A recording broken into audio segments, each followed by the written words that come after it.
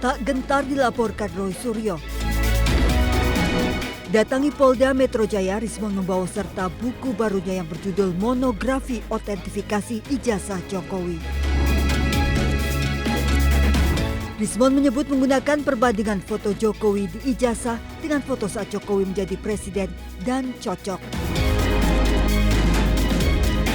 Tidak hanya foto, Rismon juga membandingkan ijazah Jokowi dengan ijazah rekan-rekan satu angkatannya di UGM. Nah, di situ ada bab 1 uji emboss dan watermark.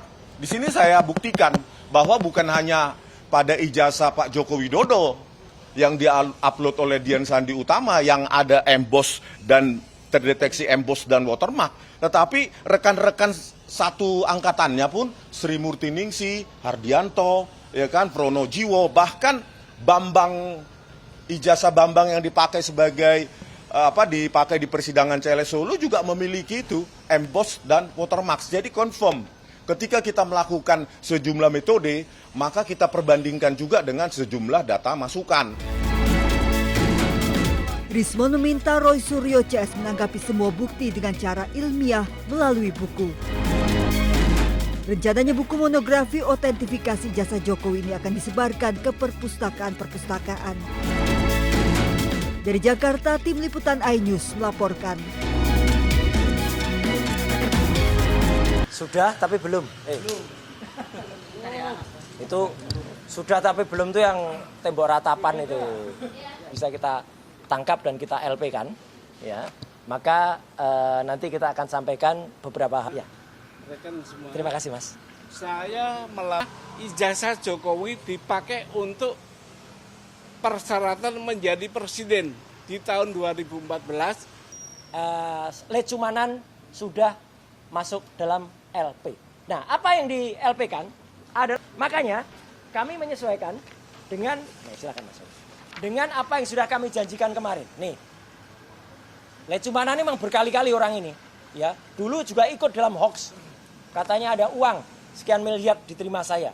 Respon tuh mau sedikit baca, agak pinter sedikit. Lihat berita ini. Jelas banget di sini bahwa semua sudah memberitakan, baik media mainstream maupun media-media lainnya. Persoalan dengan Kemenpora sudah selesai. Karena waktu itu ada pada tanggal 26 April dia membuat LP ini. Ya, ini. Jadi faktanya ada LP tanggal 26 April di Polres Jakarta Selatan. Di sini jelas betul.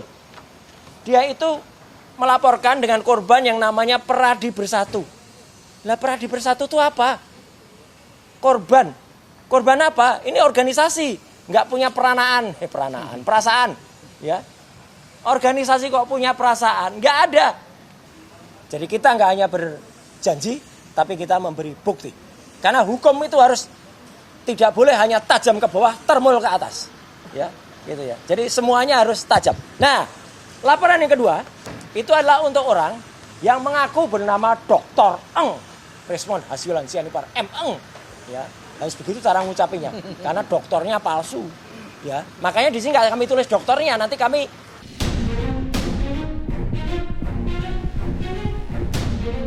Nama utusan khusus Presiden bidang pembinaan generasi muda dan pekerja seni, Raffi Ahmad, jadi sorotan usai disebut dalam persidangan kasus dugaan korupsi importasi barang di Ditjen Bea Cukai.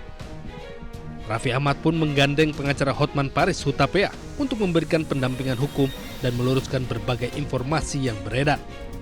Sementara itu, Komisi Pemberantasan Korupsi menyebut nama Raffi muncul di persidangan karena diduga pernah menitip barang elektronik ke pihak Blu-ray Kargo.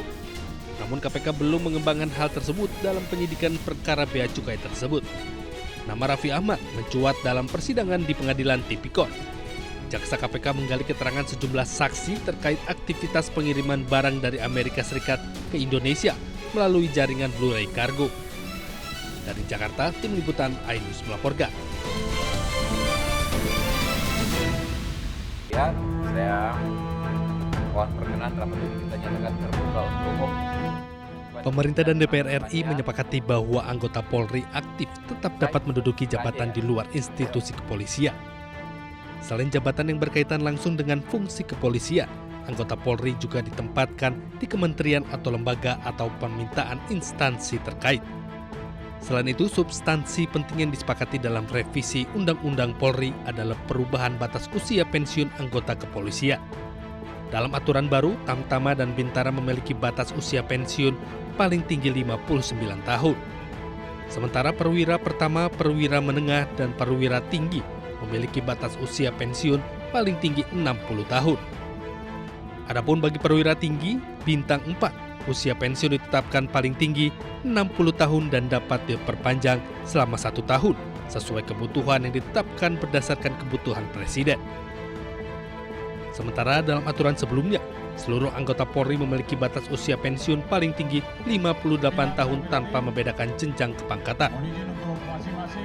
Yang berikut itu adalah mengenai penugasan Polri di luar struktur yang kita akan kembalikan kepada apa yang dibunyikan dalam Undang-Undang Dasar 1945 pasal 30 ayat 4 bahwa memang tugas Polri itu ada 3. Yang pertama adalah Harkamtibmas, jadi pemeliharaan ketertiban masyarakat. Yang kedua adalah perlindungan dan pelayanan terhadap masyarakat, dan yang ketiga adalah penegakan hukum. Itu yang kemudian kita rincikan pada bidang-bidang itu yang bisa sekali lagi dapat ditempatkan anggota Polri di situ. Ingin bahwa Polri ke depan betul-betul menjadi institusi yang bisa memenuhi apa yang diharapkan masyarakat. Tadi dijelaskan ada 7 isu krusial. Kapolri juga menyebut pendapatan polisi aktif di jabatan sipil dilakukan sepanjang ada permintaan dari kementerian atau lembaga bersangkutan. Tim Liputan iNews melaporkan.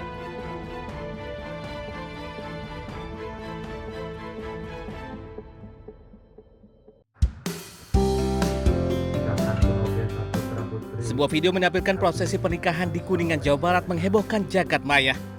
Dalam video berdurasi 1 menit ini memperlihatkan 2 mempelai wanita duduk berdampingan dengan mesra bersama seorang mempelai pria.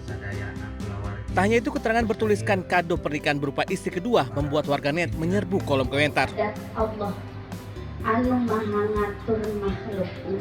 Menariknya, pernikahan kedua ini dipersembahkan sang istri sebagai kado ulang tahun pernikahannya yang ke-16. Bahkan sang istri pertama telah berencana mencarikan calon istri kedua bagi suaminya itu sejak 3 tahun terakhir, sampai akhirnya mendapati gadis muda berusia 20 tahun. Alhamdulillah setahun ke belakang akhirnya saya nawarin lagi yang kedua kali, akhirnya Akang ACC, tapi dengan syarat silakan istrinya dicarikan dan diuruskan semuanya. Meskipun demikian, baik suami maupun kedua pendamping menegaskan bahwa tidak ada unsur paksaan dari pernikahan tersebut. Dari Kuningan, Jawa Barat, Mahardika iNews melaporkan.